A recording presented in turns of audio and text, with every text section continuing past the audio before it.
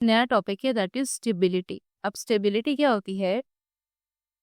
A measure of the ability of an object to return to its original position when the force that changed its position is removed is called stability. For example, आपने जो है वो किसी चीज में force लगाई है और उसको उसकी जगह से मूव किया है। तो देखिए, एक जो है वो स्प्रिंग है, ठीक है, स्प्रिंग है, स्प्रिंग को आपने क्या किया, एक जगह से स्प्रिंग अटैच है, दूसरी जगह से लूज एंड है। आपने क्या किया, जहाँ से वो स्प्रिंग अटैच नहीं है वहां से आपने स्प्रिंग को पकड़ के उसको पुल किया, उसको खींचा, यानी उसके ऊपर आपने खोद के स्प्रिंग की पोजीशन चेंज कर दी। जैसे ही आपने उसमें से वो फोर्स रिमूव की जिससे इसकी पोजीशन चेंज की थी, तो वो स्प्रिंग जो है वापस अपनी पोजीशन पे आ जाएगा, वापस पीछे चला जाएगा। तो यानी कि वो स्टेबिलिटी शो करता है, वो स्टेबल हो रहा है वापस से।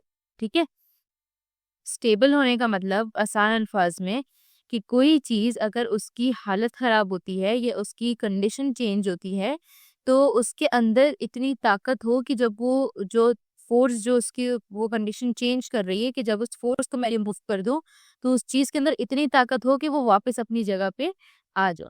ठीक है, अब फॉर एग्जाम्पल आपके पास क्या होता है कि कुछ चीजें ऐसी होती है, जैसे कि क्या कह सकते हैं,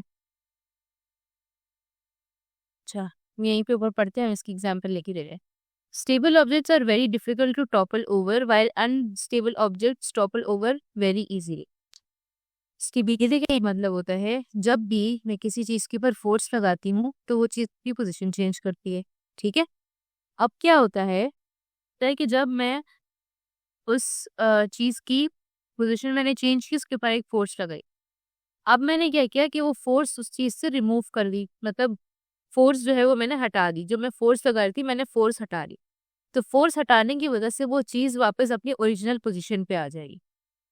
और सबसे इम्पोर्टेंट बात, हमने इस चैप्टर की ग्रैंड टेस्ट का जो प्रैक्टिस टेस्ट है उसका लिंक हमने डिस्क्रिप्शन में डाल दिया है। आप डिस्क्रिप्शन में जाकर ये ऊपर पहला लिंक है प्रैक्टिस ग्रैंड टेस्ट को, यहाँ पे जाएं और सॉल्व करें और प्रैक्टिस करें। यहाँ से आपने अगर प्रैक्टिस कर ली, आपके एग्जाम्स के अंदर एमसीक्यूज के अंदर 100% मार्क्स गारंटेड है।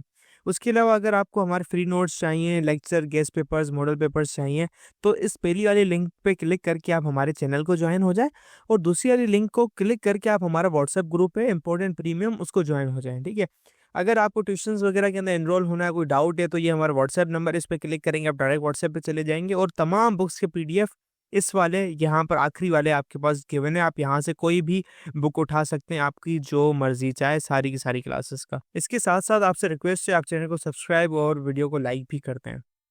फेडरल बोर्ड के एनुअल एग्जाम्स का डर है, लेकिन ये नहीं पता कि तैयारी कहाँ से करनी है। दूसरी बात, ये नहीं पता कि एग्जाम के अंदर सवाल का जवाब लिखना कैसे है, कैसे सेंटेंसेस को फॉर्म करना है, कैसे हमें फुल के फुल मार्क्स मिले। तो भाई घबराना किस बात से, हमारी बैच इसी प्रॉब्लम को तो सॉल्व करने आई है। तो आप भी हमारे बच्चों की तरह 97.8 परसेंटेज ला सकते हो, 98.27 परसेंटेज ला सकते हो, फातिमा की तरह, अगली फातिमा आप बन सकते हो। आप 505 मार्क्स ले सकते हो आउट ऑफ 520। अच्छा जी, कैसे? हम आपको सिखाते हैं कि एग्जाम के अंदर लिखना कैसे होता है, ग्रैंड टेस्ट प्रोवाइड करते हैं। देखिए जी, हमारे पास है पाकिस्तान की one of the best faculty. आप कोई भी सब्जेक्ट लेना चाहें, आपका जो दिल करे, आप सारे सब्जेक्ट्स लें, सिर्फ और सिर्फ 3,000 रुपये में पूरे साल में। आपको एग्जाम राइटिंग मेथड सेशन दिए जाते हैं कि सवाल का जवाब लिखना कैसे, डिफरेंस वाला अलग क्वेश्चन, डेफिनेशन अलग, एग्जाम्पल वाला अलग, मैथ के सवालों का जवाब अलग होता है। आपको टॉपर बच्चों के नोट्स दिए जाते हैं, आपको फुल बुक के notes, question answers, live classes के अंदर कॉन्सेप्ट पढ़ाया जाता है आपको, और उनकी रिकॉर्डिंग्स भी दी जाती हैं। भैया और क्या चाहिए? अच्छा, और मजे की बात, ग्रैंड टेस्ट से हमारा समझो पेपर लगता है। ये हमारा है केमिस्ट्री का ग्रैंड टेस्ट, इसका सवाल नंबर तुम नोट करो ये। तो भैया इस ग्रैंड टेस्ट में से आपके 3 सवाल लगे हैं क्लास 9 के केमिस्ट्री के पेपर में, इस साल जो नए सिलेबस से हुआ था 2025 के अंदर ग्रेड 9 का। तो इतने इंपॉर्टेंट हमारे ग्रैंड टेस्ट होते हैं, सारे आपको दिए जाते हैं। तो भैया देर किस बात की, इस नंबर पे कांटेक्ट करें और अभी रजिस्टर करवाएं। अब इसकी वैसी एग्जांपल अगर हम देखें फिजिक्स में, तो आपने स्पोर्ट्स कार देखी होगी, जो रेसिंग कार्स होती हैं, स्पोर्ट्स कार्स होती हैं। ठीक है, उसमें क्या होता है, उसमें जो गाड़ियां होती हैं वो बहुत ज्यादा जो है वो डिफरेंट तरीके की जो है ना, रूट से और टेढ़े मेढ़े रास्तों से, और ऐसे जैसा लगता है जैसे गाड़ी पूरी उल्टी होने वाली। वो उल्टी तरफ से भी जो है वो क्या करती है, घूमती है, लेकिन वो क्या होती है, वो स्टेबल होती है, मतलब वो उल्टी नहीं होती गाड़ी। ठीक है, मतलब जो रेसिंग का अगर एक्सीडेंट हो जाए वो तो अलग चीज होती है कि उस पे आप इतना फोर्स है कि गाड़ी उलट गई है। लेकिन नॉर्मल जो रेसिंग कार्स वगैरह होते हैं, नॉर्मल जो प्लेटफॉर्म में जो हमारी रेसिंग्स होती हैं, तो उसमें गाड़ी बहुत उल्टे सीधे रूट्स पे, जैसे बहुत टेढ़े टेढ़े रूट्स पे भी घूमती है, लेकिन उस पे वो गाड़ी उल्टी नहीं हो रही। गाड़ी जो है वो क्या है, स्टेबल है, वो अपनी सेंट्रल पोजीशन पे या वो अपनी नॉर्मल पोजीशन पे ही वो अटेन कर रही है खुद के। तो वो उसकी क्या होती है, स्टेबिलिटी होती है। और वो होता किस वजह से, कि मैंने बताया था कि हर बॉडी का एक सेंटर ऑफ मास होता है, ठीक है। हर बॉडी में एक सेंटर ऑफ मास होता है। अब वो सेंटर ऑफ मास जो है वो हमें पता है कि कहाँ एक्ट कर रहा होता है, वो सारा उसका वजन सेंटर ऑफ मास पे जो कि डाउनवर्ड्स एक्ट कर रहा होता है। तो वो सेंटर ऑफ मास होने की वजह से समझो कि ये गाड़ी है, ये घूमने लगी है, ठीक है। अब गाड़ी की जो यहाँ पे, अब ये गाड़ी थोड़ी सी उल्टी होती है, देखा ना कुछ मूवीज में गाड़ी ऐसे थोड़ी उल्टी होती है, फिर एकदम से सीधी आके नीचे गिर जाती है ना। वो थोड़े से फोर्स की वजह से एकदम से उठती है, फिर जैसे टेढ़ी होती है, फिर उसके बाद दोबारा धड़ाम करके नीचे गिर जाती है। वो क्या होता है कि समझो इतनी पोजीशन में उठी, यहाँ पे इसका सेंटर होता है, सेंटर पॉइंट यानी सेंटर ऑफ मास, यानी इस पूरी गाड़ी का जो सेंटर ऑफ मास है वो बिल्कुल इसके सेंटर में, जो कि कहाँ एक्ट कर रहा है, जो कि यहाँ पे वो सेंटर है, जो कि कहाँ एक्ट कर रहा है, वो डाउनवर्ड्स एक्ट कर रहा है, ठीक है। जिसकी वजह से क्या होगा कि ये गाड़ी थोड़ी सी उठ के वापस अपनी पोजीशन पे, यानी वापस ये नीचे गिर जाएगी। तो ये इस गाड़ी की एक समझ लो कि ये इसकी stability due to its centre of the mass, ठीक है।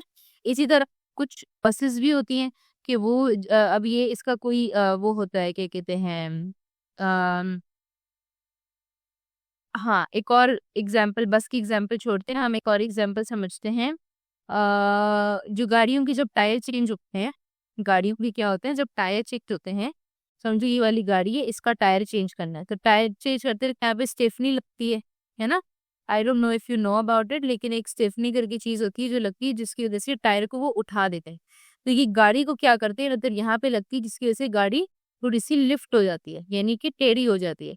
अब वो गाड़ी गिर क्यों नहीं रही, क्योंकि गाड़ी का जो सेंटर ऑफ मास था वो तो नीचे एक्ट कर रहा है, यानी कि जो मैक्सिमम इसको जो मास है वो नीचे एक्ट कर रहा है, और इसका एंगल इतना ज्यादा नहीं है कि गाड़ी पीछे की तरफ गिर जाए। तो मैं इस हद तक गाड़ी को एक साइड से उठा सकती हूँ कि सिर्फ मैं अपना टायर चेंज कर लूँ, और उसकी वो जो सेंटर ऑफ मास की वजह से वो गाड़ी उल्टेगी नहीं, वो अपनी स्टेबल पोजीशन पे या स्टेबिलिटी पे वापस आ जाएगी। तो एक ये एग्जाम्पल हो गई, ठीक है। हम नीचे फिर चलते हैं। अब स्टेबल इक्विलिब्रियम किस तरह की चीज होती है, अच्छा अब इक्विलिब्रियम की भी टाइप्स होती है, stable equilibrium, unstable equilibrium and neutral equilibrium. ये मैं यहाँ से समझाता हूँ, ठीक है।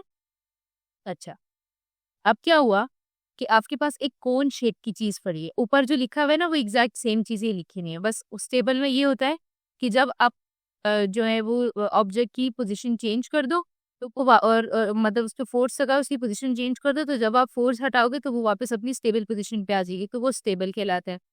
एक वो आपके पास होता है कि अगर आप उसको ऐसी जगह से रिमूव करो कि उसके ऊपर अगर आप फोर्स हटा भी तब भी वो उस अपनी कंडीशन में ना आए, तो वो क्या होती है ना, अनस्टेबल कंडीशन होती है।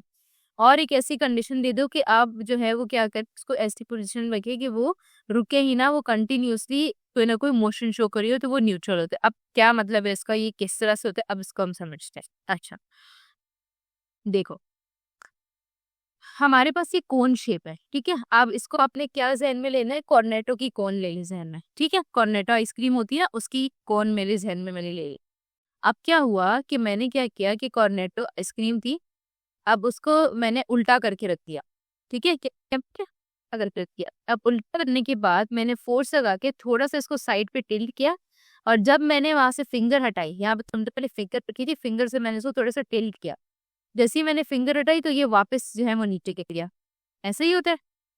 क्या किया मैंने, थोड़ा सा इसको मैंने टिल्ट किया था, जैसे ही मैंने फोर्स रिमूव की तो ये वापस गिर जाएगा, तो वापस गिरने के बाद दोबारा इस पोजीशन में आ जाएगा। ये दो नहीं है, ये वो एक ही है, ये बिफोर और ये आफ्टर बनाया हुआ है कि आपने इसको बिफोर मतलब इस तरह टिल्ट किया था तो छोट, तो वो वापस अपनी स्टेबल पोजीशन पे, जिस तरह इनिशियल पोजीशन था उसी पोजीशन पे वापस आ गए, ठीक है। इसीलिए इसको मैंने क्या बोला, स्टेबल बोला। अब अगर मैं इस कोन को सीधा पकड़ती हूँ, बिल्कुल स्ट्रेट रखती हूँ, और उसको मैंने ऐसे रखा हुआ है, ठीक है। अब इस कोन को मैंने क्या किया, इस कोन को मैंने जो है वो थोड़ा सा टेढ़ा किया। अब उसको अगर मैं छोड़ूंगी तो ये क्या अपनी पोजीशन पे वैसे वापस करके खड़ा हो जाएगा, वापस कभी भी खड़ा नहीं होगा। ये क्या करेगा, ये उल्टा गिर जाएगा। ये उल्टा क्या करेगा, गिर तक जो है वो क्या है अपनी पोजीशन जो ओरिजिनल इसकी पोजीशन थी उस पोजीशन पे वापस नहीं आ सकता, तो दैट इज कॉल्ड अनस्टेबल। अब न्यूट्रल क्या होता है कि उसी आइसक्रीम की कोन को आप समझो आपने टेबल पे रखा हुआ है ऐसे लिटा के, ये लिटी है इसकी कोन, ठीक है, आपने इसको लिटा के रखा। अब आप उसको जो है वो एक साइड से फोर्स जो है ऐसे आपने इससे समझो कि पुश किया, गोल घुमाया, अब आपने उसको पुश किया, अब आप उसको छोड़ो तो वो गोल गोल घूमती रहेगी, घूमती रहेगी, घूमती रहेगी, ऐसे बार बार आगे पीछे होती रहेगी। तो यानी कि ना वो रुक रही है ना वो अपनी पोजिशन की रही, तो वो न्यूट्रल इक्विलिब्रियम कहलाता। ठीक है, देखिए इन तीनों में बातों में यही लिखी हुई है। ठीक है, अब इसमें मेन पॉइंट बताते हैं। A body is in stable equilibrium if when slightly killed and after releasing it turns to its original position। ठीक है, it turns to its original position, तो ये आपके पास stable है।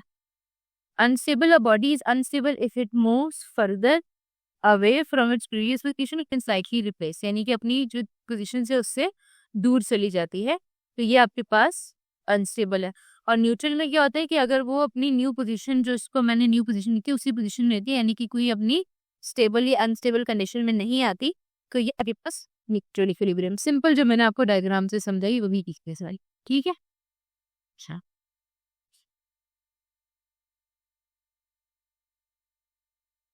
अच्छा, अब क्या कह रहे हैं कि किसी ऑब्जेक्ट की स्टेबिलिटी हम कैसे बढ़ा सकते हैं, इसकी स्टेबिलिटी कैसे इम्प्रूव कर सकते हैं कि कोई ऑब्जेक्ट अपनी ओरिजिनल पोजीशन पे वापस आ जाए।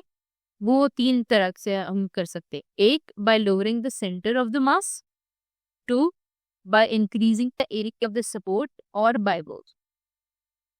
3 केसेस है, या तो आप उसका सेंटर ऑफ द मास नीचे कर दो, या उसका एरिया ऑफ सपोर्ट ज्यादा कर दो, या दोनों काम करो। मतलब क्या हुआ, मतलब ये हुआ area of the centre of the lowering the centre of the मास का क्या मतलब है कि अगर कोई ऑब्जेक्ट है, जैसे कि आपके पास कोन है, ऐसे कोन रखी हुई थी, ठीक है, अब कोन का जो मास है वो यहाँ पर है।